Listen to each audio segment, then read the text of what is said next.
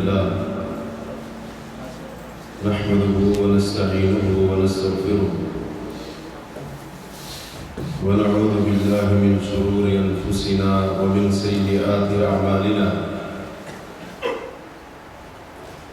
من يهده الله فلا مضل له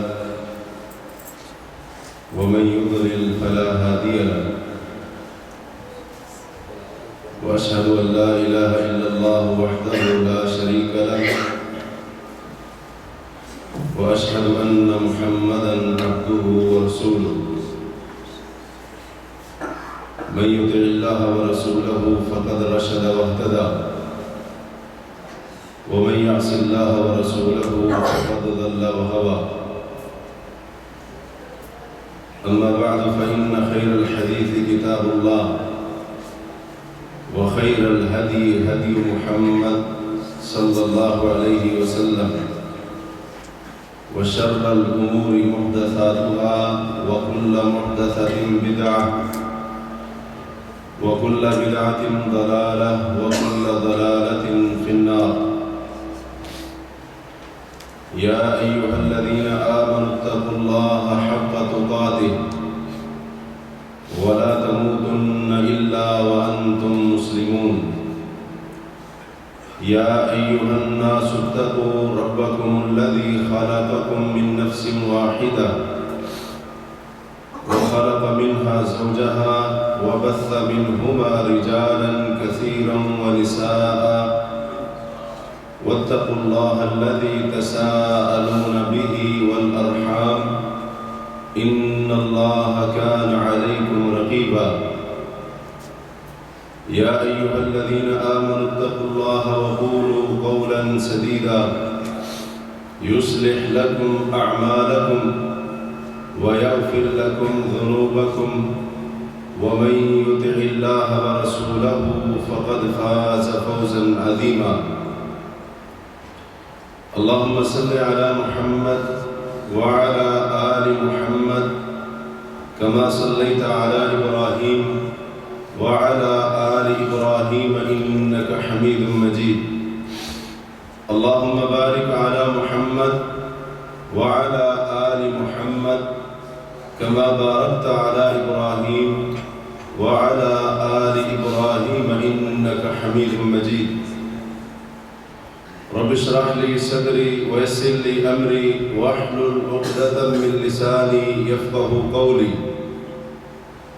واحلل عقدة من لساني يفقهوا قولي واحلل عقدة من لساني يفقهوا قولي رب أعوذ بك من همزات الشياطين وأعوذ بك رب أن يحضرون أعوذ بالله من الشيطان الرجيم بسم الله الرحمن الرحيم وكلا وعد الله الحسنى وقال تعالى في مقام آخر إن الذين سبقت لهم منا الحسنى أولئك عنها مبعدون لا يسمعون حسيسها وهم فيما اشتهت أنفسهم خالدون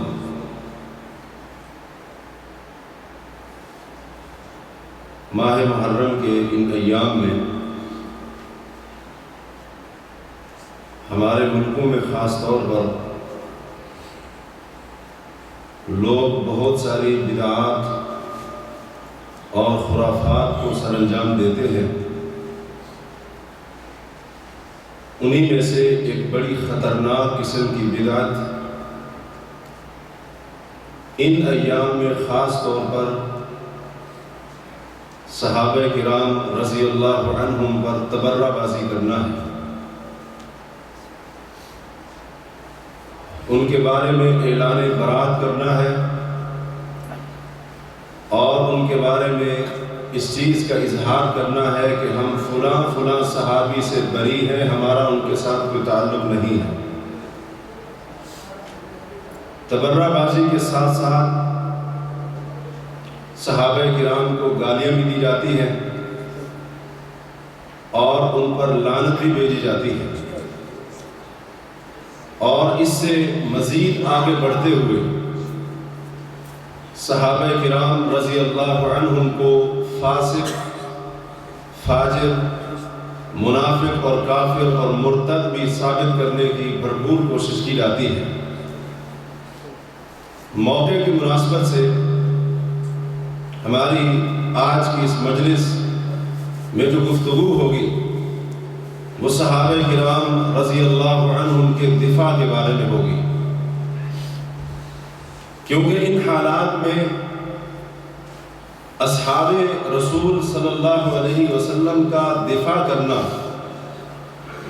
ہمارا دینی، ایمانی اور اخلاقی فریضہ بنتا ہے، اور صحابہ کرام کا دفاع وہ ہم اس لیے کرتے ہیں یا ہمیں اس لیے کرنا چاہیے کیونکہ صحابہ کرام کے دفاع میں اللہ کے دین کا دفاع ہے،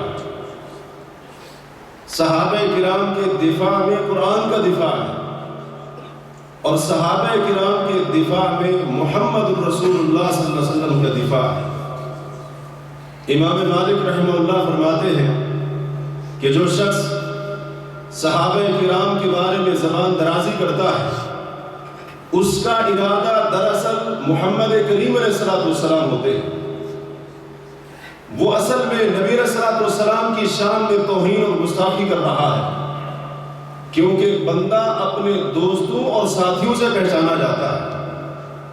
تو جو اصحاب رسول کو گالی دے رہا ہے حقیقت میں وہ اللہ کے نبی کو برا بھلا کہہ رہا ہے، کیونکہ کہا جاتا ہے نا عام طور پر ہمارے معاشرے میں کہ فلاں بندہ، اس کے دوست اور ساتھی جب ایسے ہیں تو وہ بھی ویسے ہی ہوگا۔ اسی طرح سے امام ابو زرع رازی رحمہ اللہ جو بہت بڑے محدث گزرے ہیں اپنے زمانے کے، وہ فرماتے ہیں اذا رأیت احدا یتنقص من اصحاب رسول اللہ، جب آپ کسی ایسے بندے کو دیکھیں کہ وہ رسول اللہ صلی اللہ علیہ وسلم کے صحابہ میں سے کسی کی شان میں کمی کر رہا ہو اور ان کے بارے میں اس قسم کی کوئی بات کر رہا ہو، فَعْلَمْ أَنَّهُ زِنْدِيق، جان لو وہ بندہ زندیق ہے، بے دین ہے، کیونکہ لِأَنَّ الْقُرْآنَ عِنْدَنَا حق، ہمارے نزدیک قرآن حق ہے، دین حق ہے، رسول بھی حق ہے، اور ہم تک یہ ساری کی ساری باتیں صحابہ نے پہنچائی۔ تو صحابہ کرام جو دین کے اوپر گواہ اور شاہد ہیں، جو ان پر گفتگو کرتا ہے اس کا اصل مقصد دین کے اوپر جرا کرنا ہوتا ہے۔ تو اس لیے ہم صحابہ کرام کا دفاع کرنا اور ان کے دفاع کے اندر بولنا اپنی ذمہ داری سمجھتے ہیں، کیونکہ ان کے دفاع کے اندر دین اسلام کا دفاع۔ اسی طرح سے یہ بات بھی یاد رکھیے کہ اللہ تبارک و تعالی نے اصحاب محمد صلی اللہ علیہ وسلم کو بہت زیادہ مقام عطا فرمایا، اور جو مقام اللہ کے نبی صلی اللہ علیہ وسلم نے اللہ کے نبی علیہ السلام کے اصحاب کو دیا ہے، وہ مقام کسی اور کو نہ ملا ہے نہ قیامت تک ملے گا۔ یہ ہمارا اللہ کے فضل سے عقیدہ ہے، اور یہ عقیدہ کتاب و سنت کی نصوص اور دلائل کے اوپر مبنی ہے، اور جو شخص جو کلمہ پڑھنے والا، جو مسلمان محمد الرسول اللہ صلی اللہ علیہ وسلم کے مقام کو مانتا ہے، آپ کی شان اور فضیلت کو تسلیم کرتا ہے، وہ آپ کے اصحاب کے مقام کو بھی مانتا ہے۔ یہ کیسے ہو سکتا ہے کہ وہ نبی علیہ السلام کے مقام کو تو مانے، لیکن جن لوگوں کی آپ نے تربیت کی تھی اور آپ کے شاگرد تھے، آپ سے پڑھنے والے تھے، ان کے مقام کو نہ مانے۔ اور سلف صالحین میں سے کسی نے بخوبی کہا ہے، اور یہ بات بھی یاد رکھنے کے قابل ہے، جو شخص صحابہ کے اوپر اعتراض کرتا ہے، ان پر تنقید کرتا ہے، وہ نبی علیہ السلام کے بارے میں کہنا چاہتا ہے کہ محمد کریم علیہ السلام ایک کامیاب معلم اور رسول نہیں تھے۔ اس کا یہی مطلب ہوگا کہ نعوذ باللہ من ذالک کیسے معلم تھے؟ 23 سال تک محنت کرتے رہے، اور اگر شیعہ اور رافضی بدبختوں کے عقیدے کے مان لیا جائے کہ رسول اللہ صلی اللہ علیہ وسلم کی وفات کے بعد چند صحابہ کے علاوہ باقی سارے مرتد ہو گئے تھے، نعوذ باللہ من ذالک، تو اس کا یہی مطلب ہوگا کہ اللہ کے رسول صلی اللہ علیہ وسلم ایک کامیاب معلم اور کامیاب رسول نہیں تھے۔ اور ایسی سوچ اللہ کے رسول کے بارے میں ایک یہودی عیسائی مجوسی تو رکھ سکتا ہے، کلمہ پڑھنے والا اس قسم کے تصور نہیں رکھ سکتا۔ تو اللہ تبارک و تعالیٰ کے نبی صلی اللہ علیہ وسلم کا جو شخص مقام مانتا ہے وہ آپ کے صحابہ کے مقام کو بھی تسلیم کرتا ہے۔ اور یہ بات بھی یاد رکھنے کے قابل ہے، اہل علم کا اس بات کے اوپر اتفاق ہے، تمام مسلمانوں کا اس بات کے اوپر اتفاق ہے کہ انبیاء میں سے سب سے اعلیٰ مقام محمد الرسول اللہ صلی اللہ علیہ وسلم کا ہے۔ اسی طرح سے ہمیں یہ بات بھی جان لینی چاہیے کہ جیسے آپ نبیوں میں سے سب سے اعلیٰ ہیں، ویسے آپ کی امت بھی تمام نبیوں کی امتوں سے سب سے اعلیٰ ہے۔ اسی طرح سے تمام مسلمانوں کا اس بات کے اوپر اتفاق ہے، سب اس بات کو تسلیم کرتے ہیں کہ محمد کریم علیہ السلام تمام نبیوں سے اعلیٰ ہے، شان میں سب نبیوں سے بلند ہے۔ اسی طرح سے ہم یہ بھی جان لیں، یاد رکھیں کہ نبی کریم علیہ السلام کے صحابہ تمام نبیوں کے صحابہ اور ساتھیوں سے افضل اور اعلیٰ ہیں۔ بلکہ اگر یہ کہا جائے تو مبالغہ نہ ہوگا کہ انبیاء کے بعد، رسولوں کے بعد پوری دنیا کے لوگوں میں سے، اس امت کی بات نہیں کر رہا ہوں، پوری امت کے لوگوں میں سے، تمام لوگوں میں سے سب سے افضل صحابہ کی جماعت، اور اس کے اوپر بھی اہل علم کا اتفاق ہے۔ اللہ تبارک و تعالی نے اپنے پیغمبر کے اصحاب کو، اپنے نبی کے صحابہ کو بہت سارے ایسے خصائص سے نوازا ہے کہ جو خصائص اور فضائل کوئی انسان کتنی عبادت کیوں نہ کر لے اس کو حاصل نہیں ہو سکتے۔ سعید بن زید رحمہ اللہ نے فرمایا تھا ایک موقع پر، مسند احمد کے اندر یہ روایت موجود ہے، کہا کہ اصحاب محمد کو برا بھلا نہ کہا کرو، کیونکہ اصحاب محمد کا، محمد کریم علیہ السلام کے صحابہ کا لمشہد شاہدہ صاحب من اصحاب رسول اللہ، رسول اللہ کے صحابہ میں سے کوئی صحابی جس جنگ کے اندر نبی علیہ السلام کے ساتھ شریک ہوا اور اس جنگ میں میدان کا غبار اس کے ناک کے نتنوں میں داخل ہوا، کہتے ہیں نبی کے صحابی کے ناک کے اندر وہ غبار جو داخل ہوا، اے لوگوں تم جو بعد میں آئے ہو تم اس کا مقابلہ بھی نہیں کر سکتے ہو، وہ غبار بھی تمہارے عمر بھر کے عمل عبادت سے افضل ہے۔ وَلَوْ عُمِّرَ عُمَرَ نُوحٍ، اگر تم میں سے کسی کو حضرت نوح کی عمر کیوں نہ دے دی جائے اور وہ ساری زندگی باتیں کرتا رہے، ایک طرف نبی علیہ السلام کا صحابی نبی کے ساتھ غزوے اور جہاد کے اندر میدان کے اندر موجود ہے اور اس کے ناک کے اندر جو غبار گیا تمہاری ساری زندگی کا عمل اس کا مقابلہ بھی نہیں کر سکتا۔ اللہ تبارک و تعالی نے اپنے صحابہ کو، اپنے نبی کے صحابہ کو یہ مقام عطا فرمایا۔ صحابہ کرام رضی اللہ عنہم کی خصوصیات، ان کے خصائص کیا ہیں، ان میں سے چند ایک کا تذکرہ اس مختصر سے وقت کے اندر ہم کرنے کی کوشش کرتے ہیں۔ صحابہ کرام کی سب سے بڑی خصوصیت اور سب سے بڑا خاصہ یہ ہے کہ اپنے نبی کریم علیہ السلام کی صحبت کے لیے، اپنے دین کا دفاع کرنے کے لیے، اپنے نبی کی تائید اور نصرت کے لیے، اپنے دین کی مدد اور نصرت کے لیے اللہ نے جن لوگوں کا انتخاب فرمایا وہ اصحاب محمد ہیں صلی اللہ علیہ وسلم۔ ہمارا اور آپ کے انتخاب، بعد والوں کے انتخاب، تابعین کا، تبع تابعین کا، ان کے بعد جو آئے، ہم لوگ موجودہ زمانے کے ہمارے بعد قیامت تک جو آئے ان میں سے کسی کا انتخاب نہیں کیا ہے۔ اللہ نے انتخاب کیا ابو بکر و عمر کا، عثمان و علی کا، طلحہ و زبیر کا، سعد و سعید کا، بدر والے، احد والے، ان تمام اصحاب محمد کا اللہ نے خود انتخاب فرمایا۔ سورہ نمل ہے، اللہ فرماتے ہیں قل الحمدللہ وسلام علی عبادہ الذین اصطفیٰ، اے نبی علیہ السلام آپ کہہ دیجئے ساری تعریفیں اللہ کے لیے، الحمدللہ تمام قسم کی حمد اور تعریف اللہ کے لیے ہے۔ وسلام علی عبادہ الذین اصطفیٰ، اور سلام ہو اللہ کے ان بندوں پر جن بندوں کا انتخاب اس رب نے خود کیا ہے۔ اس سے مراد ایک قول کے مطابق عبداللہ بن عباس رضی اللہ عنہ فرماتے ہیں، امام سفیان ثوری رحمہ اللہ بہت بڑے محدث گزرے، وہ فرماتے ہیں ہم اصحاب محمد، اس سے مراد اصحاب محمد صلی اللہ علیہ وسلم، اس سے مراد اصحاب محمد ہے، اس سے مراد نبی کے صحابہ ہیں جن کا تذکرہ اللہ فرما رہا ہے۔ اللہ نے اپنے ان بندوں کو انتخاب فرمایا، لہذا ان بندوں پر اللہ کی طرف سے سلام دیا۔ تو رب تو حکم دے رہا ہے کہ ان کے اوپر سلامتی ہو، اور اسی طرح سے ان کے اوپر سلام بھیجے جا رہے ہیں، اور دوسری طرف ایک بدبخت ان کو گالیاں دیتا ہے، ان کے اوپر لعنت بھیجنا دین کا کام سمجھتا ہے، ثواب کا کام سمجھتا ہے، اجر سمجھتا ہے، اور اللہ کے قرب کا ذریعہ سمجھتا ہے۔ اسی طرح سے اللہ تبارک و تعالیٰ سورہ حج کے اندر فرماتے ہیں وَجَاهِدُوا فِي اللَّهِ حَقَّ جِهَادِهِ، کہ اے مسلمانوں، اے اہل ایمان، جب قرآن نازل ہو رہا تھا اس وقت اس آیت سے کون مراد تھے؟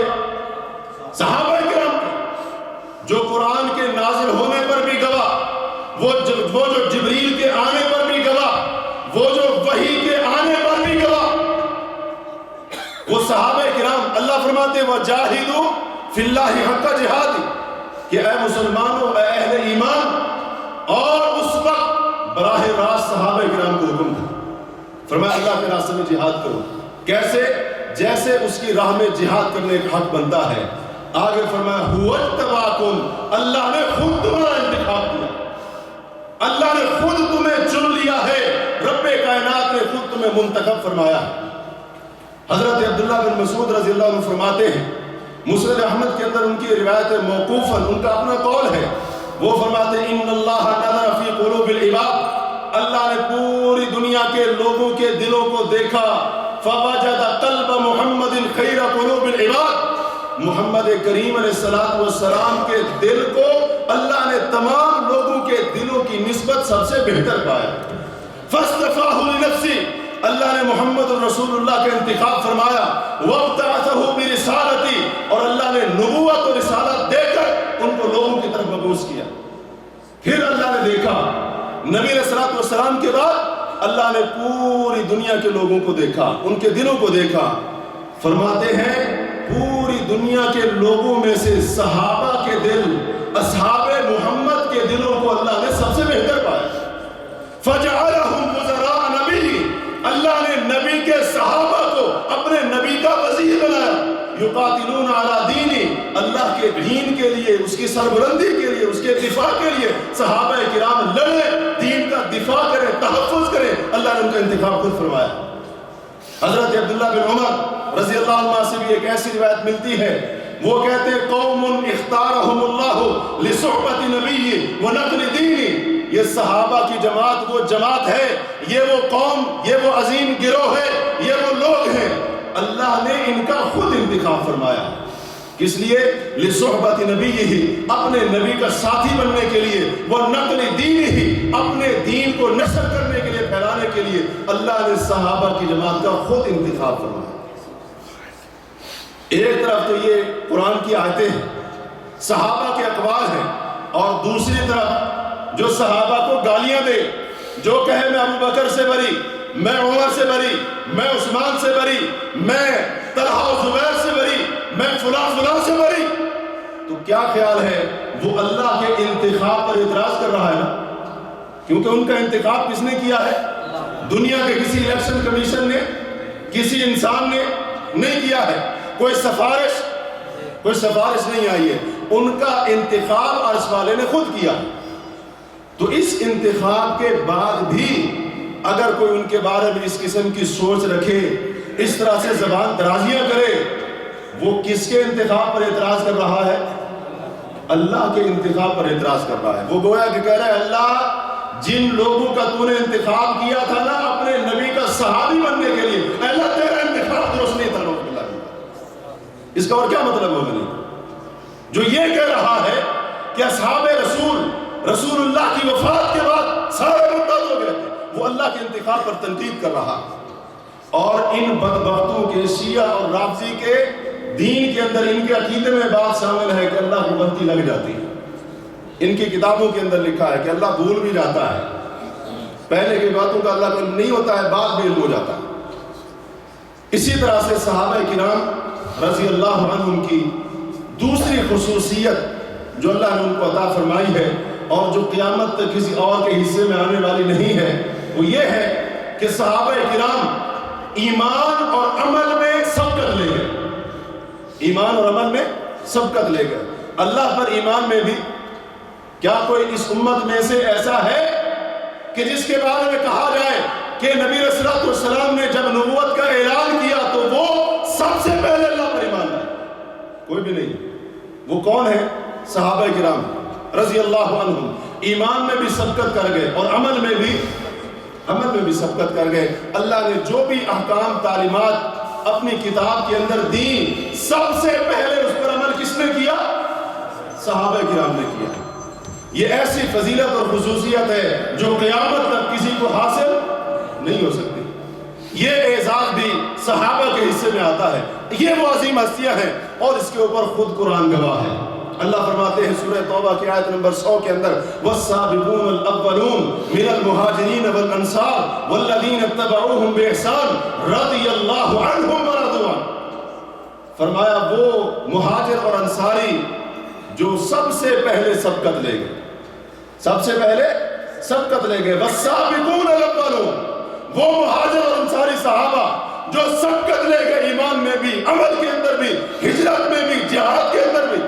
اور فرمایا پھر ان کے بعد جو ایمان لائے، احسان کے ساتھ، اخلاص کے ساتھ ان کی پیروی کی، رضی اللہ عنہم ورضوا عنہ، اللہ ان سب سے راضی ہو گیا اور وہ اللہ سے راضی ہو گیا۔ تو قرآن گواہ ہے کہ صحابہ نے ایمان اور عمل میں سبقت کی اور ایمان اور عمل میں سب پر وہ بازی لے گئے۔ یہ صحابہ کرام کا امتیاز ہے۔ اسی طرح سے اللہ تبارک و تعالیٰ سورہ حشر کے اندر فرماتے ہیں والذین جاؤوا من بعدہم، اور وہ لوگ جو ان کے بعد آئے، یقولون، وہ کہتے ہیں، دعائیں کرتے ہیں، ربنا اغفر لنا، اے اللہ ہمارے گناہوں کو معاف کر دے، وَلِإِخْوَانِنَا الَّذِينَ سَبَقُونَا بِالْإِيمَانِ، اے اللہ ہمارے ان بھائیوں کے گناہوں کو بھی معاف کر دے جو ایمان میں ہم سے سبقت لے۔ اور اس سے پہلے کن کا ذکر ہوا ہے؟ انصار اور مہاجرین کا ذکر ہوا ہے۔ تو اللہ نے خود اس بات کی گواہی دی ہے کہ انصار مہاجرین نبی علیہ الصلوۃ والسلام کے صحابہ ایمان میں سبقت لے گئے، بازی لے گئے اس میدان کے اندر۔ کوئی بھی اس میدان میں ان سے بازی لینے والا نہیں، بلکہ کفار بھی اس چیز کی گواہی دیتے تھے، کفار بھی اس چیز کی شہادت دیتے تھے۔ سورہ احقاف مکی دور کی سورت ہے۔ اللہ تبارک و تعالیٰ فرماتے ہیں کہ وَقَالَ الَّذِينَ كَفَرُوا لِلَّذِينَ آمَنُوا، یہ کافر ایمان والوں کے بارے میں، ایمان والے کون تھے اس وقت؟ جی شیعہ تو نہیں تھے، وہ کہتے ہیں مومن حامی ہے اور کوئی نہیں ہے۔ کافر کہتے ہیں کہ ان کو ایمان والوں کے بارے میں کہتے ہیں لو کان خیرا، اب وہ اپنا ایک نظریہ بیان کر رہے تھے، اگر یہ دین بہتر ہوتا، اگر یہ قرآن بہتر ہوتا، اپنی سوچ وہ بیان کر رہے تھے، اگر یہ اسلام اور نبی کی رسالت سچ ہوتی، ما سبقونا الیہ، تو یہ نبی کے جو ساتھی ہیں ہم سے آگے نہ بڑھتے۔ اس کا مطلب کیا ہے؟ وہ گواہی دیتے تھے اصحاب محمد سبقت کر گئے، اس چیز کے اندر سبقت کر گئے ہیں، اگرچہ وہ اس چیز کو حق نہیں مانتے تھے، اس کے ساتھ کفر کرتے تھے۔ تو ان کی سبقت کی گواہیاں خود قرآن دے رہا ہے کہ کفار بھی کہتے تھے کہ سبقت کر گئے۔ اسی طرح سے صحابہ کرام کی تیسری بڑی خصوصیت یہ ہے کہ رب کائنات نے ان کے مومن ہونے کی گواہی خود دی۔ ان کے ایمان کی گواہی، ان کے ایمان کا سرٹیفکیٹ کہاں سے اترا ہے؟ دنیا کی کسی یونیورسٹی سے، دنیا کے کسی بورڈ نے جاری کیا یا کسی عدالت سے نکلا؟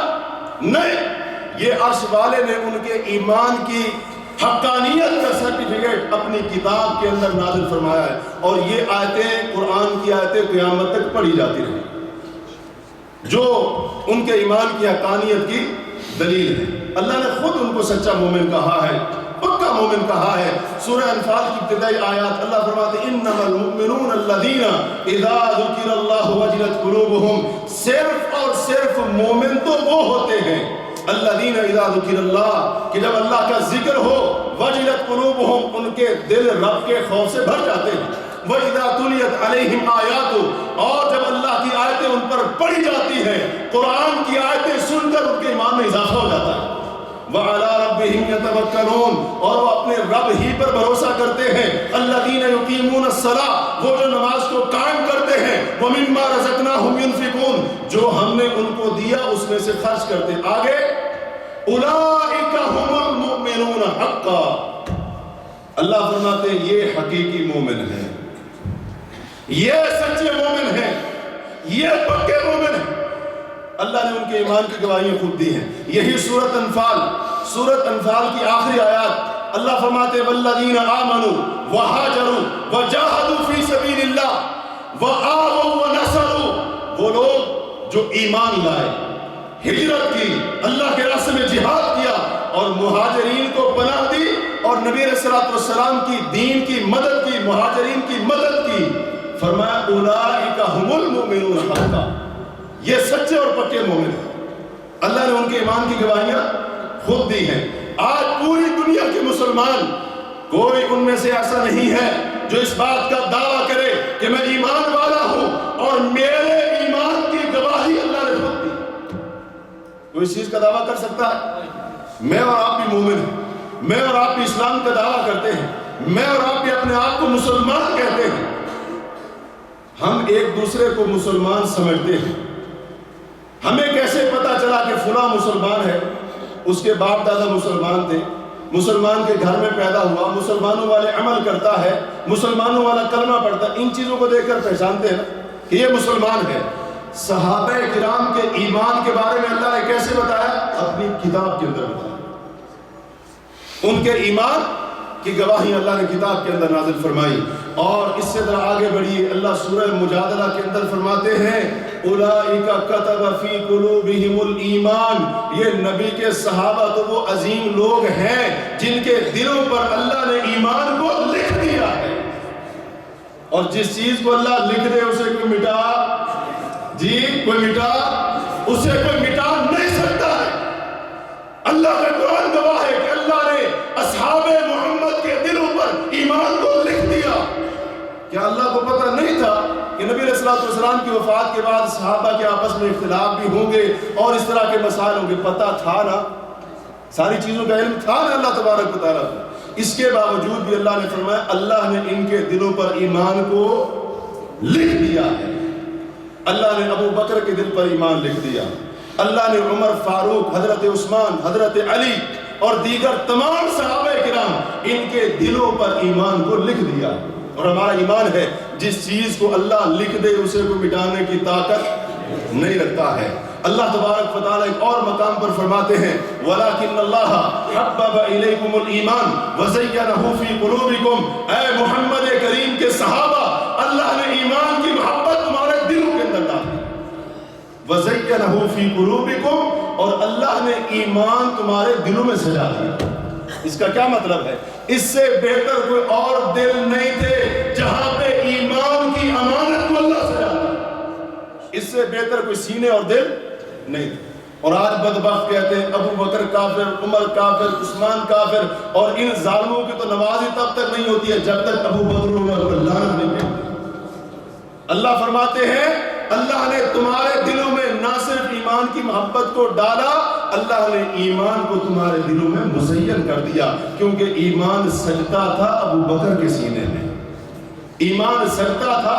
اور ایسے ظالم ہیں ابو لہب، ابو جہل کو گالیاں، اگرچہ ہمارا دین ہمیں یہ نہیں سکھاتا ہے کہ کافر تو اس کو گالیاں دیتے رہو، ان کو کچھ نہیں کہیں گے، ان کو کن کو کہیں گے؟ ابو بکر کو گالیاں دیں گے، عمر کو گالیاں دیں گے، حضرت عثمان کو گالیاں دیں گے، اور نبی علیہ الصلوۃ والسلام کے دیگر صحابہ کو گالیاں دیں گے۔ ایسے زبان دراز ہیں کہ ساری دنیا کے کافر، یہودی، عیسائی، یہ تو ان کی زبان درازی سے محفوظ ہے، محفوظ نہیں ہے اصحاب محمد نہیں ہے، نعوذ باللہ کی۔ جبکہ اللہ کیا فرماتا ہے؟ اللہ نے ایمان تمہارے دلوں کے اندر مزین کر دیا، سجا دیا۔ اس سے بہتر دل اور سینے کوئی اور نہیں تھے جہاں پہ ایمان کی شمع کو روشن کیا جاتا، ایمان کی امانت کو رکھا جاتا۔ اللہ نے اس لیے ابو بکر کے سینے کا انتخاب کیا، عمر کے دل کا انتخاب کیا، عثمان والی تمام صحابہ کے دلوں کا انتخاب کر کے ان کے دلوں میں ایمان کو سجا دیا۔ اور صرف اتنا ہی نہیں، وَكَرَّهَ إِلَيْكُمُ الْكُفْرَ وَالْفُسُوقَ وَالْعِصْيَانَ، فرمایا ایمان کی محبت ہی نہیں ہے، بلکہ اللہ تبارک و تعالیٰ نے کفر، فسق و فجور اور ہر قسم کے گناہ کی نفرت بھی تمہارے دلوں میں ڈال دی۔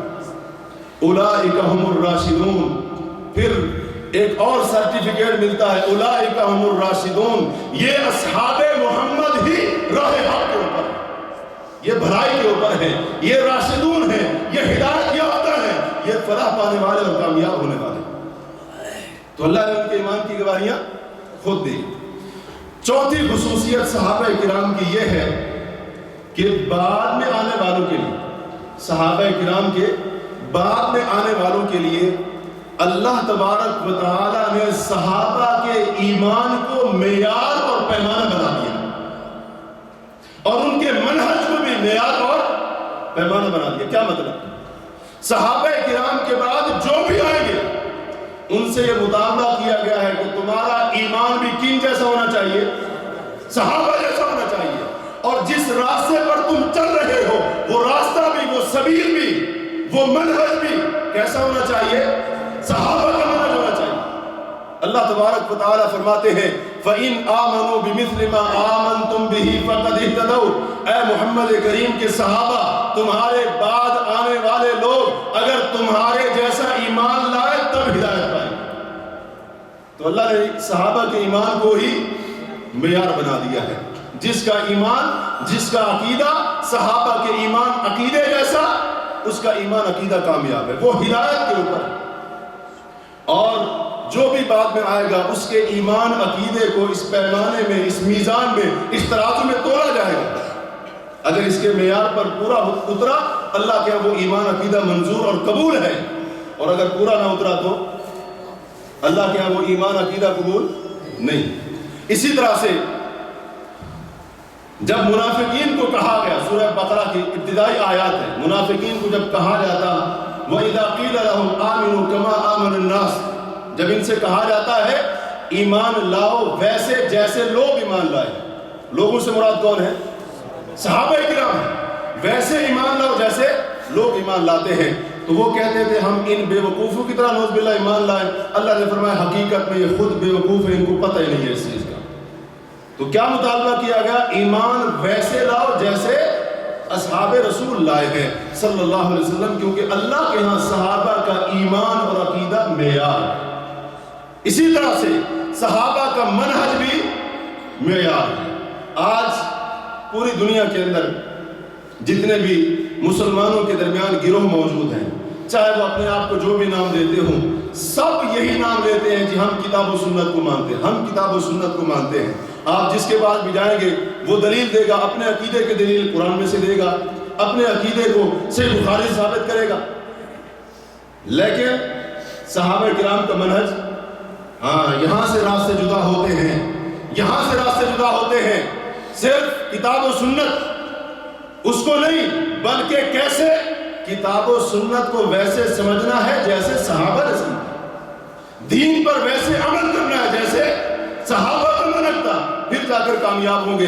رب کائنات سورہ نساء کے اندر فرماتے ہیں وَمَن يُشَاقِقِ الرَّسُولَ مِن بَعْدِ مَا تَبَيَّنَ لَهُ الْهُدَى وَيَتَّبِعْ غَيْرَ سَبِيلِ الْمُؤْمِنِينَ نُوَلِّهِ مَا تَوَلَّى وَنُصْلِهِ جَهَنَّمَ وَسَاءَتْ مَصِيرًا، جو رسول کی ہدایت کے واضح ہو جانے کے باوجود مخالفت کرتا ہے، وَيَتَّبِعْ غَيْرَ سَبِيلِ الْمُؤْمِنِينَ، اور مومنوں کے راستے کو چھوڑ کر کسی اور راستے پر چلتا ہے۔ مومنوں سے مراد کون ہے؟ صحابہ کرام۔ فرمایا صحابہ کے راستے کو چھوڑ کر کسی اور راستے پر چلتا ہے، نُوَلِّهِ مَا تَوَلَّى، وہ جدھر اپنا رخ کرتا ہے ہم ادھر اس کا منہ پھیر دیتے ہیں، ہم اسی طرف اس کا منہ پھیر دیتے ہیں۔ وہ قرآن کی آیتوں میں پھر منمانی تعریف اور منمانی تعویلیں بھی اس کو پتہ بھی نہیں چلے گا، وہ کرتا جائے گا، وہ سمجھے گا میں صحیح کر رہا ہوں۔ وہ پھر اگر گالیاں دیتا ہے صحابہ رسول کو تو اسی طرف آگے بڑھتا جائے گا۔ اور یہی تو وجہ ہے کہ یہ بدبخت ہر سال کوئی نئی سے نئی، کوئی تازہ سے تازہ گالی بناتے ہیں صحابہ کرام کو گالی دینے کی۔ نُوَلِّهِ مَا تَوَلَّى، دنیا میں جدھر منہ موڑے گا اسی طرف ہم اس کو پھیر دیں گے۔ وَنُصْلِهِ جَهَنَّمَ، قیامت کا دن ہوگا جہنم میں اس کو داخل کریں گے۔ وَسَاءَتْ مَصِيرًا، اور وہ بہت برا ٹھکانہ ہے۔ تو صحابہ کا راستہ، صحابہ کی سبیل، صحابہ کا منہج بھی معیار ہے۔ جو کتاب و سنت پر عمل کرے گا صحابہ کے منہج کے مطابق، وہ کامیاب ہونے والا ہے، اور جو صحابہ کے منہج، طریقے، راستے سے ہٹ گیا، ان کی سبیل کو چھوڑ کر کسی اور راستے پر چلا گیا، وہ کامیاب ہونے والا نہیں۔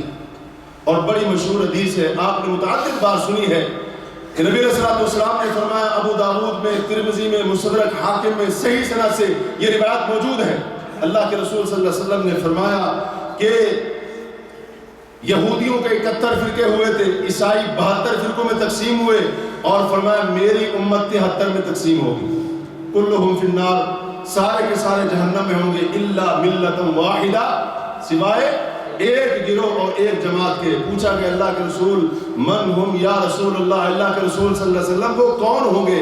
آپ نے فرمایا تھا ما انا علیہ واصحابی، جس چیز کے اوپر، یعنی جس ایمان، عقیدے اور دین کے اوپر میں اور میرے صحابہ ہیں، جو اس پر چلتا رہے گا وہ جہنم سے بچ جائے، وہ فرقہ ناجیہ ہے، وہ نجات پانے والا ہے، اور اللہ تبارک و تعالی اس کو کامیاب کرے گا۔ اور مستدرک حاکم کی روایت میں ہے ما انا علیہ واصحابی اليوم، آج کے دن جس ایمان پر، جس عقیدے پر، جس دین کے اوپر میں اور میرے صحابہ ہیں، جو اس پر چلتا رہے گا وہ کامیاب ہوگا، نجات پائے گا۔ تو صحابہ کا منہج بھی معیار ہے، صحابہ کا راستہ بھی معیار ہے، پیمانہ ہے، ترازو ہے، اور اس ترازو اور پیمانے کے اندر بعد میں آنے والے لوگوں کے ایمان کو، ان کے عقیدے کو، ان کے عمل کو، ان کے منہج کو، ان کے طریقے اور راستے کو تولا جائے گا۔ اگر ان کا ایمان اور ان کا منہج صحابہ کے ایمان اور منہج کے مطابق، وہ لوگ نجات پانے والے، ورنہ وہ نجات پانے والے نہیں۔ اور یہ اعزاز اللہ نے کس کو دیا ہے؟ کس کو دیا ہے؟ کیا اللہ نے کسی تابعی کے بارے میں فرمایا کہ فلاں تابعی کے جیسا ایمان لاؤ؟ جی، اللہ نے کہیں یہ فرمایا ہے کہ تم نے تابعین کا منہج اختیار کرنا، تبع تابعین کا، بعد میں آنے والے لوگوں کا نہیں۔ اللہ نے یہ اعزاز اصحاب محمد کو عطا فرمایا ہے صلی اللہ علیہ وسلم۔ اور صحابہ کرام کی 5ویں خصوصیت یہ ہے کہ اللہ تبارک و تعالی ان سب سے راضی ہو گیا، اللہ ان سب سے راضی ہو گیا۔ وہ بولتے نہیں ہیں، اللہ ان سب سے راضی ہو گیا، اللہ تبارک و تعالیٰ ان سب سے راضی ہو گیا، اور جس سے اللہ راضی ہو گیا اس سے کبھی ناراض، اس سے کبھی ناراض، اس سے کبھی ناراض۔ اللہ نے قرآن کے اندر فرمایا ہے کہ رضی اللہ عنہم ورضوا عنہ، سورہ توبہ کی آیت نمبر 100 پہلے آپ کے سامنے پڑھی ہے۔ اللہ فرماتے ہیں والسابقون الاولون من المہاجرین والانصار، مہاجر انصار ان میں سے جو سبقت کرنے والے ہیں وہ، والذین اتبعوہم بإحسان، جنہوں نے احسان اخلاص کے ساتھ ان کی پیروی کی، ان کے نقش قدم پر چلے، ایمان و عمل میں ان کے نقش قدم کے اوپر چلے۔ اللہ نے فرمایا جو سبقت کرنے والے ہیں یا جو ان کے بعد آنے والے ہیں، رضی اللہ عنہم، اللہ ان سب سے راضی ہو گیا، تمام اصحاب محمد سے اللہ راضی ہو گیا ہے۔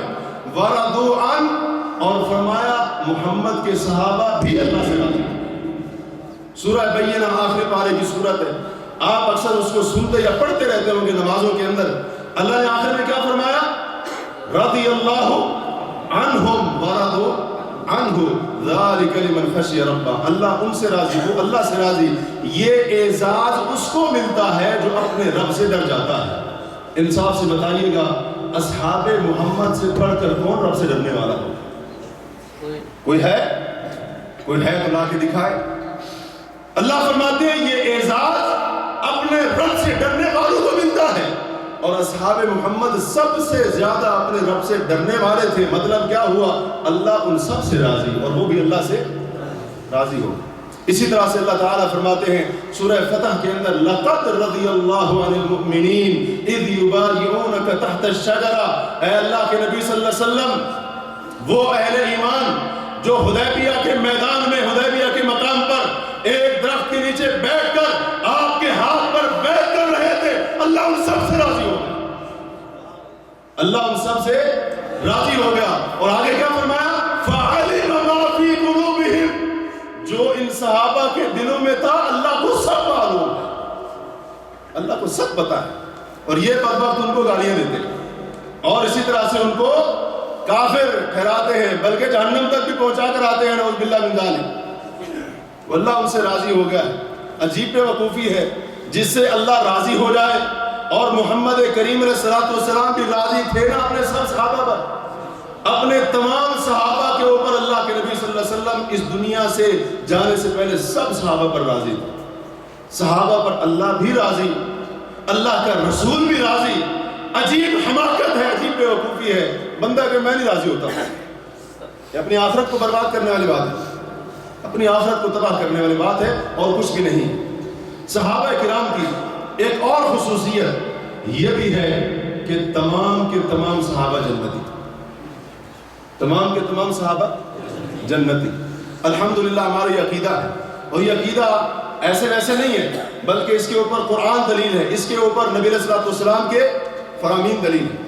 اللہ تبارک و تعالیٰ سورہ حدید کے اندر فرماتے ہیں کہ لا یستوی منکم من انفق من قبل الفتح وقاتل، تم میں سے اے نبی کے صحابہ، تم میں سے جو فتح مکہ سے پہلے اللہ کے راستے میں لڑتے رہے، اپنے مال کو خرچ کرتے رہے وہ، اور جو فتح مکہ کے بعد لڑتے رہے، مال کو خرچ کرتے رہے، فتح مکہ سے پہلے والے فتح مکہ کے بعد والے مقام درجے میں برابر نہیں ہو سکتے، کیونکہ جو پہلے والے ہیں ان کا درجہ زیادہ ہے بعد والوں سے۔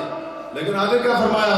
وَكُلًّا وَعَدَ اللَّهُ الْحُسْنَى، فتح مکہ سے پہلے کے صحابہ ہو ان سے بھی، فتح مکہ کے بعد والے صحابہ ہو، وَكُلًّا وَعَدَ اللَّهُ الْحُسْنَى، اللہ نے تمام صحابہ سے جنت کا وعدہ کیا۔ اور اللہ جس سے جو وعدہ کرتا ہے وعدہ خلافی نہیں کرتا ہے۔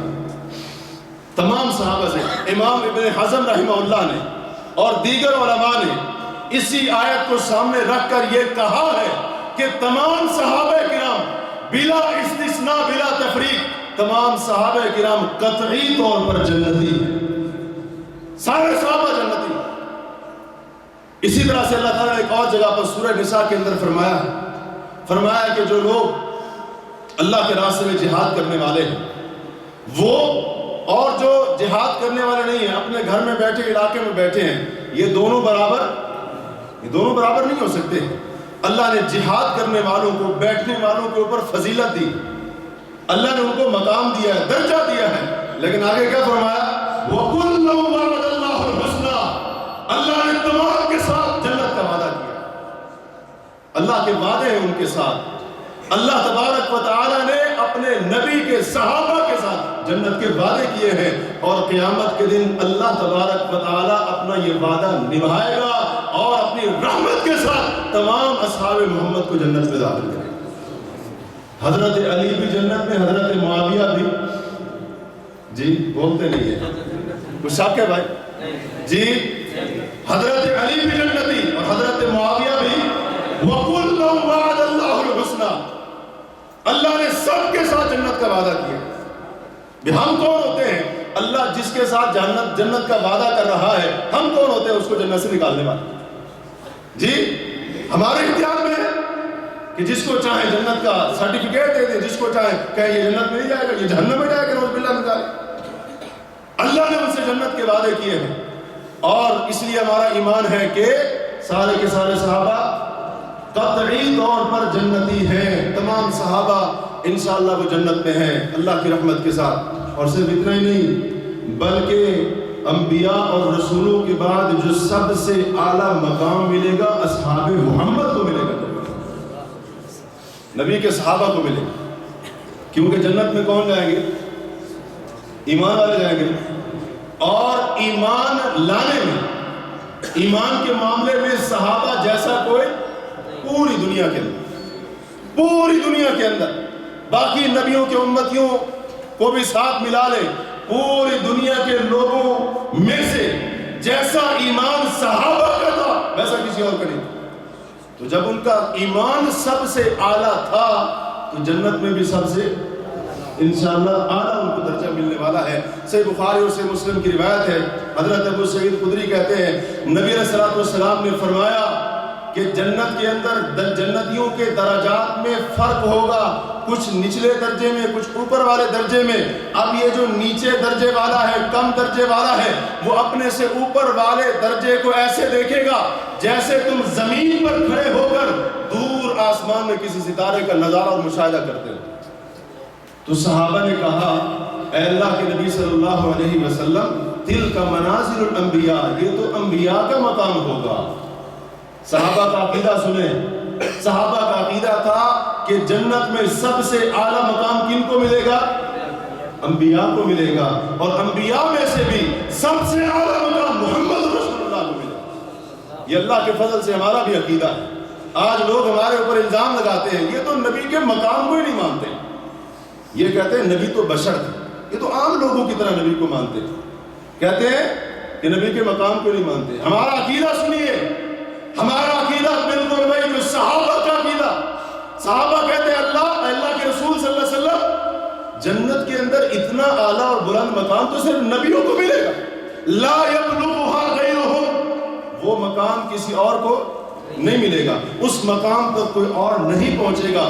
آپ نے فرمایا بلا اے صحابہ، جو بات آپ نے کہی ہے بات بالکل ویسے ہے، والذی نفسی بیدی، اس ذات کی قسم ہے جس کے ہاتھ میں محمد کی جان ہے صلی اللہ علیہ وسلم، رجال آمنوا باللہ وصدقوا المرسلین، وہ لوگ جو اللہ پر ایمان لائے اور رسولوں کی تصدیق کی، ان کا مقام بھی یہی مقام، ان کا مقام بھی یہی مقام ہوگا۔ اور امام ابن القیم رحمہ اللہ فرماتے ہیں کہ انبیاء اور رسولوں کے بعد سب سے اعلیٰ مقام صدیقین کا ہوگا۔ صدیقین کون ہوتے ہیں؟ انبیاء اور رسولوں کی مکمل تصدیق کرنے والے، مکمل تصدیق کرنے والے۔ اور یہ بات پہلے ہم سن چکے ہیں، ایمان اور تصدیق میں صحابہ سے کوئی آگے نہیں بڑھ سکتا ہے۔ تو لہذا تصدیق میں، ایمان میں جب وہ سب سے آگے تھے تو انبیاء اور رسولوں کے بعد جنت میں مقام بھی ان کا سب سے آگے۔ اسی طرح سے صحابہ کرام کی ایک خصوصیت یہ بھی ہے کہ صحابہ کرام میں سے کوئی بھی صحابی جہنم میں جہنم میں نہیں جائے۔ اللہ تبارک و تعالیٰ فرماتے ہیں سورہ انبیاء کے اندر، ان الذین سبقت لہم منا الحسنی، بے شک وہ لوگ جن کے حق میں ہماری طرف سے حسنہ سبقت کر چکی ہے۔ حسنہ سے کیا مراد ہے؟ اچھی چیز، اچھا وعدہ سبقت کر چکا ہے کہ ہم ان کو حسنہ دیں گے، اور اسی طرح سے ان کے ساتھ اچھا وعدہ ہم نے کیا ہے بہتر بدلے کا۔ اللہ فرماتے ہیں وہ جہنم سے دور کر دیے جائیں گے، اولئک عنہا مبعدون، وہ جہنم سے دور کر دیے جائیں گے۔ اے اللہ کتنے دور کر دیے جائیں گے؟ فرمایا اتنے دور کر دیے جائیں گے، لا یسمعون حسیسہا، حتیٰ کہ جہنم کی آہٹ تک بھی ان کو نہیں سنائے۔ جہنم کی آگ کے بھڑکنے کی جو آواز ہوتی ہے نا، وہ آہٹ بھی ان کو نہیں آئے گی، اس آگ کے بھڑکنے اور جلنے کی سرسراہٹ بھی۔ اور اللہ تعالیٰ نے اصحاب محمد سے اچھے وعدے کیے ہیں نا، یہ وعدے سبقت کر چکے ہیں کہ نہیں کر چکے؟ تو ہمارا اس آیت کے مطابق ایمان ہے کہ اللہ تبارک و تعالیٰ اصحاب محمد کو جہنم کی آگ سے دور کر دے، اور کوئی بھی صحابی جہنم میں نہیں جائے گا۔ اسی طرح سے صحیح مسلم کی روایت ہے، نبی علیہ الصلوۃ والسلام نے فرمایا لا يدخل النار احد بايع تحت هذه الشجرة، کہ آج حدیبیہ کے اس مقام کے اوپر، حدیبیہ کے مقام پر اس درخت کے نیچے جس میرے صحابی نے میرے ہاتھ کے اوپر بیعت کی ہے، ان میں سے کوئی بھی جہنم میں نہیں جائے۔ اور اس وقت صحابہ کی تعداد ایک روایت کے مطابق 1400 اور دوسری روایت کے مطابق 1500 تھی، اور ان صحابہ میں ابو بکر و عمر بھی تھے کہ نہیں تھے؟ آپ نے فرمایا کوئی بھی داخل ان میں سے، کوئی بھی ان میں سے جہنم میں داخل نہیں ہوگا جس نے بھی اس درخت کے نیچے بیٹھ کر بیعت کی۔ تو ہمارا اللہ کے فضل سے اس چیز کے اوپر ایمان ہے۔ تو بہرحال اگر ان کے فضائل، خصوصیات گنوائی جائیں تو صرف اتنی نہیں ہے، بہت ساری اور چیزیں بھی بیان کی جا سکتی ہیں۔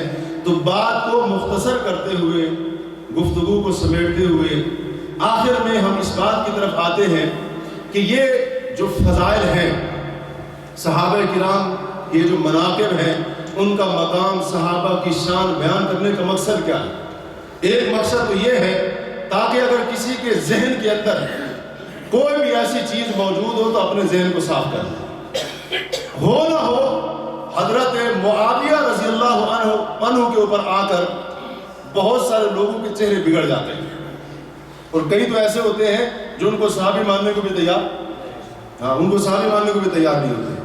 وہ صحابی ہیں، حضرت معاویہ رضی اللہ عنہ صحابی ہیں، تو تمام صحابہ اللہ نے ان کو یہ شان عطا کی ہے، اللہ تبارک و تعالیٰ نے ان کو یہ مقام اور مرتبہ عطا فرمایا ہے. تو یہ تمام کی تمام باتیں آپ کے سامنے رکھنے کا مقصد یہ ہے کہ ہم صحابہ کرام کے حقوق کو پہچانیں کہ یہ اتنی عظیم ہستیاں، یہ اتنے بڑے شان والے بلند مرتبے اور رتبے والے لوگ، آخر ہماری ان کے بارے میں ذمہ داری کیا بنتی؟ صحابہ کرام کے امت کے اوپر کون کون سے حقوق ہیں تاکہ ان حقوق کو ادا کیا جائے. تو آج صحابہ کے حقوق کا علم نہیں ہے اور ان کے حقوق کو ادا کرنے کی کوئی فکر نہیں ہے. تو صحابہ کرام کے حقوق جو ہمارے ذمہ بنتے ہیں ان میں سے ایک حق یہ ہے کہ ہم ان کے ایمان کا، ان کی فضیلت کا، ان کے مقام کا اعتراف کریں اور اقرار کریں، کیونکہ اللہ نے ان کے ایمان کی گواہیاں دی. اللہ تبارک و تعالی نے، رب کائنات نے ان کی فضیلت، ان کی شان، ان کے مقام اور مرتبے کو بیان کیا. تو ہمارے ایمان کا بھی حصہ ہے ہم ان کے ایمان کا بھی اقرار کریں، شہادت دیں ان کے ایمان کی، اور اسی طرح سے ان کا مقام و مرتبہ، درجہ اور رتبہ اللہ نے جو بھی ان کو عطا فرمایا ہے اس کا بھی ہم اعتراف کریں، اقرار کریں. صحابہ کرام کا امت کے اوپر دوسرا بہت بڑا حق یہ ہے کہ اس امت کے لوگ تمام صحابہ کے ساتھ محبت کریں، تمام صحابہ کے ساتھ محبت کریں. اس میں کوئی استثناء اور کوئی فرق نہیں ہے، کیونکہ لوگوں نے جو ہے نا الگ الگ کر لیا ہے معاملہ. شیعہ اور رافضی ہیں، وہ سارے صحابہ کو مرتد کہتے ہیں سوائے 5 یا 6 کے، سوائے 5 یا 6 کے مرتد سمجھتے ہیں، اور وہ کہتے ہیں ہم انہیں 5-6 سے محبت کریں گے، باقی کیونکہ مرتد ہو گئے تھے نعوذ باللہ من ذالک، لہٰذا ہمارا ان کے ساتھ کوئی تعلق نہیں ہے، ہماری ان کے ساتھ کوئی محبت نہیں ہے، ہم ان سے اعلان برات کرتے ہیں. ایک طرف تو یہ ہو گئے، اور دوسری طرف ناسبی ہیں جو حضرت علی سے بغض رکھتے ہیں، جو حضرت علی سے بغض رکھتے ہیں، اہل بیت کے ساتھ بغض رکھتے ہیں. اللہ کے فضل سے اہل السنہ والجماعہ، اہل السنہ والجماعہ سے مراد وہ نہیں ہے جو آج ہمارے ہاں، یہ نقلی ہے. یہ کون ہے؟ تو یہ ایک الگ موضوع ہے، بہرحال کبھی موقع ملا تو اس کے اوپر بات ہوگی. جو اصلی اہل السنہ والجماعہ ہے ان کا یہ عقیدہ ہے کہ تمام صحابہ کے ساتھ محبت کرنی ہے. اگر ابو بکر و عمر رضی اللہ عنہ کے ساتھ محبت کرنی ہے تو حضرت علی کے ساتھ محبت کرنا بھی ہم ایمان کی علامت سمجھتے ہیں. حضرت حسن و حسین کے ساتھ محبت بھی ہمیں کرنی ہے، اہل بیت کے ساتھ بھی محبت بھی ہمیں کرنی ہے. یہ اللہ کے فضل سے ہمارا عقیدہ ہے. تو صحابہ کرام کا امت کے اوپر ایک حق یہ بھی ہے کہ تمام صحابہ سے بغیر کوئی فرق کیے، بلا کسی امتیاز اور بلا استثناء تمام صحابہ سے محبت کرنی ہے، اور اسی طرح سے ان میں سے کسی صحابی کے بارے میں بھی اپنے دل میں عداوت اور بغض نہیں رکھنا. یہ ہمارے ایمان کا حصہ ہے. نبی کریم علیہ الصلوۃ والسلام کیوں محبت کیوں کرے بھائی؟ کوئی کہے کہ ہم تمام صحابہ سے محبت کیوں کریں؟ اس لیے محبت کرنی چاہیے کیونکہ اللہ ان سے محبت کرتا ہے. اللہ صحابہ سے، بھائی اللہ صحابہ سے محبت کرتا ہے نا، اس لیے تو فرمایا رضی اللہ، اللہ ان سے راضی ہوگا. بغیر محبت کے تو راضی ہونا ممکن ہوتا ہے جی. اللہ ان سے محبت کرتا ہے، ہمیں بھی اس لیے ان کے ساتھ محبت کرنی چاہیے. اور اسی طرح سے رسول اللہ صلی اللہ علیہ وسلم محبت کرتے تھے ان سے، ہمیں بھی اس لیے ان کے ساتھ محبت کرنی چاہیے. کتنی بڑی بدبختی ہوگی کہ جو لوگ اللہ کے محبوب، رسول اللہ کے محبوب، اور وہ بندہ کہے یہ میرے دشمن ہے، میں ان سے محبت نہیں کرتا ہوں.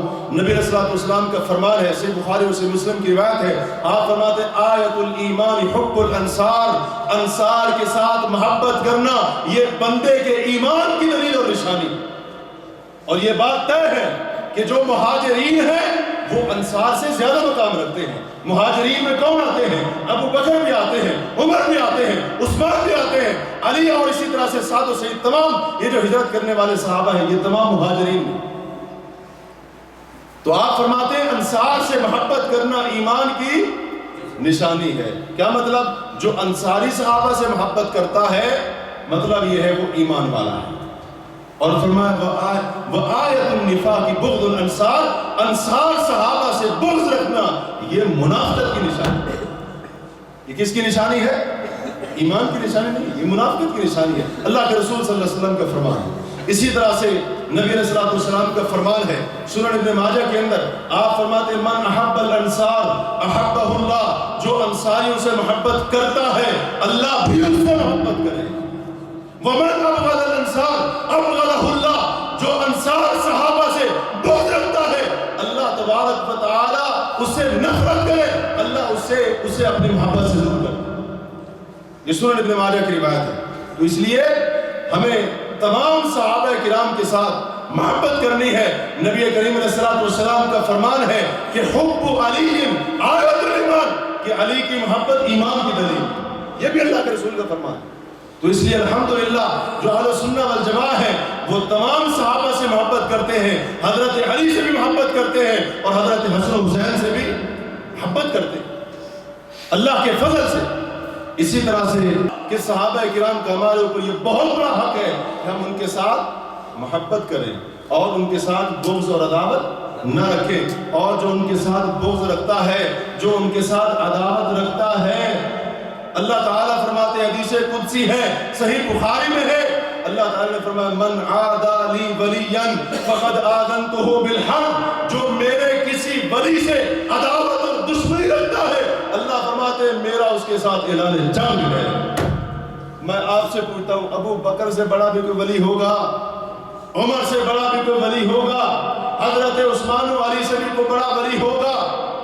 جی، تو جو ابو بکر و عمر سے صحابہ سے عداوت رکھ رہا ہے، بغض رکھ رہا ہے، وہ اللہ کے ساتھ اعلان جنگ کر رہا ہے اور اللہ فرماتے ہیں میرا اس کے ساتھ اعلان جنگ ہے. تو اس لیے صحابہ کرام سے محبت کریں، ایمان بچ جائے گا. صحابہ کرام سے بغض رکھ کر اپنے دلوں میں، عداوت دلوں میں رکھ کر کوئی شخص اللہ تبارک و تعالیٰ کے ساتھ اعلان جنگ کرنے کی جرت جی کر سکتا ہے؟ نہیں کر سکتا. اسی طرح سے صحابہ کرام کا تیسرا حق ہمارے اوپر یہ بنتا ہے کہ ہمیں ان سے راضی ہو جانا چاہیے، کیونکہ اللہ بھی ان پر راضی اور نبی علیہ السلام بھی جب دنیا سے گئے تو ان سب سے، تمام صحابہ سے راضی تھے. تو جس پر اللہ راضی، اس کا نبی راضی، ہمیں بھی ان صحابہ کے اوپر راضی ہو جانا چاہیے. اس لیے ان کے ادب و احترام کا تقاضا ہے کہ جب ان کا نام آئے، جب ان کا نام آئے تو ان کا نام ہم بڑے ادب و احترام کے ساتھ لیں اور اسی طرح سے ان کے نام کے ساتھ رضی اللہ عنہ بھی کہیں. یہ صحابہ کرام کا حق ہے اور بڑے بڑے محدثین نے اس کو ذکر کیا، تفصیل کا وقت نہیں ہے. یہ صحابہ کرام کا حق ہے رضی اللہ. بعض لوگ ہوتے ہیں صحابی کا نام ایسے لیتے ہیں جیسے چھوٹے بھائی کا نام لیتے ہیں، ابو ہریرہ، یہ کیا ہے؟ حضرت لگائیں اور ان کے ساتھ جو ادب کے الفاظ ہیں وہ لگائیں، صحابہ کا ادب کریں اور ساتھ ساتھ نام لے لیں گے آگے پیچھے کوئی رضی اللہ عنہ، ان کے لیے کوئی دعا. تو جب ان کا نام سنیں یا جب ان کا نام لیں انتہائی ادب و احترام کے ساتھ نام لیں اور ساتھ ساتھ رضی اللہ عنہ بھی کہیں. اس لیے علماء کہتے ہیں کہ صحابہ کے نام کے ساتھ رضی اللہ عنہ لکھنا یہ صحابہ کرام کے نام کے ساتھ شعار ہے. عام طور پر ایسے ہی ہوتا ہے جب کسی کے نام کے ساتھ آگے لکھا ہوتا ہے رضی اللہ عنہ، عموماً مسلمان یہ سمجھتے ہیں کہ شاید یہ شخص صحابی ہے، ایسے سمجھتے ہیں. تو یہ صحابہ کرام کا شعار ہے رضی اللہ عنہ اور یہ سلف صالحین نے استعمال کیا، اسلاف نے استعمال کیا. یہ بات میں کوئی ایجاد نہیں، بات کی کوئی ایجاد نہیں ہے. تو تیسرا حق یہ ہے کہ ہم ان سب پر راضی ہو جائیں اور جب ان کا نام لیں تو رضی اللہ عنہ کہیں اور اللہ کی رضامندی کی ان کو دعائیں دیں کہ اللہ ان کے اوپر راضی ہو جا. چوتھا حق صحابہ کرام کا میرے آپ کے اوپر یہ بنتا ہے، تمام امت کے اوپر، تمام مسلمانوں کے اوپر صحابہ کرام کا چوتھا حق یہ ہے کہ ہم ان کی بخشش کی دعا کریں، ان کے لیے استغفار کریں اور ان کے لیے رحمت کی دعا کریں. اللہ تعالیٰ فرماتے ہیں سورہ حشر کی آیت نمبر 10 کے اندر والذین جاؤ من بعدہم، وہ لوگ جو ان کے بعد آئے، یقولون وہ دعائیں کرتے ہیں ربنا اغفر لنا، اے اللہ ہمارے گناہوں کو بھی معاف کر دے وَلِإِخْوَانِنَا الَّذِينَ سَبَقُونَا بِالْإِيمَانِ، اے اللہ ہمارے ان بھائیوں کے گناہوں کو بھی بخش دے جو ایمان میں ہم سے سبقت لے گئے۔ اللہ فرماتے ہیں مہاجرین انصار کا اس سے پہلے تذکرہ کیا ہے، فرمایا جو مہاجرین انصار کے بعد آتے ہیں وہ تو اس طرح ان کے حق میں دعائیں کرتے ہیں، وہ کہتے ہیں اللہ ہمارے گناہوں کو بھی معاف کر دے، ان کے گناہوں کو بھی۔ اور آج عجیب بدبختی ہے، یہ جناب تبصرہ نگار، یہ تجزیہ نگار ہے۔ صحابہ کرام کی لڑائیاں ہوئی، اختلافات ہوئے، غلطی کو پکڑ کر صحابی کو جہنم میں ڈالنے کی کوشش کرتا ہے، اور اپنی غلطیوں کے بارے میں کیا کہتا ہے؟ مجھے امید ہے اللہ معاف کر دے۔ تیرے بارے میں امید ہے، صحابی کے بارے میں کوئی امید نہیں ہے کہ اللہ اس کو، اللہ نے یہ حکم دیا ہے، یہ تعلیم دی ہے کہ جو ان کے بعد آتے ہیں وہ کیا کہتے ہیں؟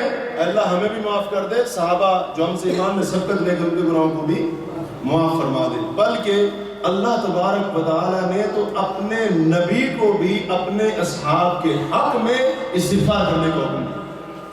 کئی ایک مقامات ہیں قرآن کریم کے، سورہ آل عمران ہے، اللہ تعالیٰ فرماتے ہیں جب اللہ نے جنگ احد کے واقعے کو بیان کیا تو اسی میں اللہ نے فرمایا وَشَاوِرْهُمْ فِي الْأَمْرِ، اے نبی علیہ السلام اپنے صحابہ کے ساتھ معاملے کے اندر، اپنے معاملات کے اندر مشورہ کر لیا کریں، وَاسْتَغْفِرْ لَهُمُ اللَّهُ، اور اپنے صحابہ کے حق میں اللہ سے گناہوں کی بخشش کی دعا بھی کیا، استغفار کیا کریں۔ سورہ نور کے اندر اللہ فرماتے ہیں کہ اللہ کے نبی صلی اللہ علیہ وسلم جب آپ کے صحابہ اور ساتھی کسی مجلس کے اندر موجود ہوں اور آپ سے وہ کسی کام کے لیے جانے کی اجازت مانگے، فَأْذَن لِمَنْ شِئْتَ مِنْهُمْ، آپ ان میں سے جس کو چاہیں اپنی مجلس سے جانے کی اجازت دے دیں۔ آگے وَاسْتَغْفِرْ لَهُمُ اللَّهُ، اور اللہ سے ان کے حق میں استغفار کریں کہ اللہ اس کی غلطی کو معاف کر دے، ان کے گناہوں کو بخش دے۔ اللہ نے اپنے نبی کو حکم دیا ہے صحابہ کے لیے استغفار کرنے کا۔ سورہ محمد کے اندر اللہ فرماتے ہیں فَعْلَمْ أَنَّهُ لَا إِلَهَ إِلَّا اللَّهُ، اے محمد کریم علیہ السلام آپ کو بھی علم ہونا چاہیے، یقین ہونا چاہیے لا الہ الا اللہ کا، اللہ کے سوا کوئی سچا معبود نہیں، حقیقی معبود نہیں۔ وَاسْتَغْفِرْ لِذَنبِكَ، اے نبی آپ اپنے گناہوں کی بھی بخشش مانگے، وَلِلْمُؤْمِنِينَ وَالْمُؤْمِنَاتِ، اور جو اہل ایمان مرد ہیں یا عورتیں ہیں ان کے حق میں بھی استغفار۔ تو اس لیے ہمیں بھی چاہیے کہ ہم ان کے لیے استغفار کریں کہ اللہ ان کی مغفرت فرما دے، اے اللہ ان کے گناہوں کو معاف فرما دے، اے اللہ ان پر رحمت نازل فرما دے۔ اسی طرح سے ایک اور حق بھی ہے صحابہ کرام کا ہمارے اوپر، اور وہ یہ ہے کہ صحابہ کرام کے جو آپس میں اختلافات ہوئے ان کے بارے میں ہمیں زبان درازی کرنے کی اجازت کرنے کی اجازت بالکل نہیں۔ آج سوشل میڈیا کے اوپر یہ بہت بڑا فتنہ ہے، بہت بڑا فتنہ اٹھا ہوا ہے۔ واٹس ایپ کو دیکھ لیں، فیس بک کو دیکھ لیں، جو لوگ استعمال کرتے ہیں ان کو بخوبی پتہ ہے، ہر بندہ اپنی جگہ پر مفتی بنا ہوا ہے، ہر بندہ اپنی جگہ پر جو ہے نا اپنا نظریہ پیش کر رہا ہے، علم نہیں ہے، کچھ پتہ نہیں ہے۔ اور بعض ایسے بھی موجود ہیں ہمارے معاشرے میں جو رٹ لگائے ہوئے ہیں قرآن اور اسی طرح سے صحیح حدیث، قرآن صحیح حدیث، اور وہ کیا کر رہے ہیں؟ قرآن صحیح حدیث کا نام لے کر اس کو آڑ بنا کر حضرت معاویہ وغیرہ کے اوپر اعتراض کرتے ہیں، تنقید کرتے ہیں، اور پتہ نہیں کیا کچھ ان کے بارے میں نہیں کہتے ہیں۔ تو صحابہ کرام کے جو اختلافات ہوئے، اگر ہمیں ایمان بچانا ہے، اگر کسی کو ایمان اپنا عزیز ہے تو وہ چاہتا ہے کہ میرا ایمان سلامت رہے، میرا ایمان باقی رہے، تو وہ صحابہ کے ان آپسی اختلافات کے بارے میں گفتگو ہی نہ کرے۔ اہل سنہ والجماعہ کا عقیدہ کیا ہے؟ حضرت علی اور حضرت عائشہ کے درمیان، حضرت علی اور حضرت معاویہ رضی اللہ عنہم، ان کے درمیان جو بھی جنگیں ہوئیں، جو بھی لڑائیاں ہوئیں، ان تمام لڑائیوں کے اندر تمام کے تمام صحابہ مجتہد تھے، تمام کے تمام صحابہ مجتہد تھے۔